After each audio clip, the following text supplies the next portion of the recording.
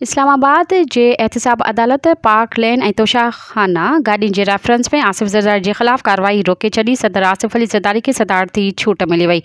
एहतिसाब अदालत जे जज नासिर जावेद राना सदर आसिफ ज़रदारी जे नेब केसिस में सदारती छूट जी दरख़्वास्त जो लिखत में फ़ैसिलो जारी करे छॾियो।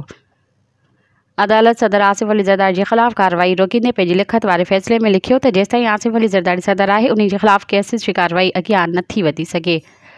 आसिफ अली ज़रदारी तरफ़ां आइन जे आर्टिकल 248(2) जे तहत दरख़्वास्त दाख़िल कई वई, जंहिंमें मौक़िफ़ इख़्तियार कयो वियो त आसिफ ज़रदारी जेसिताईं सदर आहे केसिस जी क्रिमिनल कार्रवाई जारी नथी रही सघे। हिननि दरख़्वास्तुनि ते प्रोसिक्यूशन तरफ़ां को बि एतिराज़ न कयो वियो ऐं न ई मुख़ालिफ़त कई वई।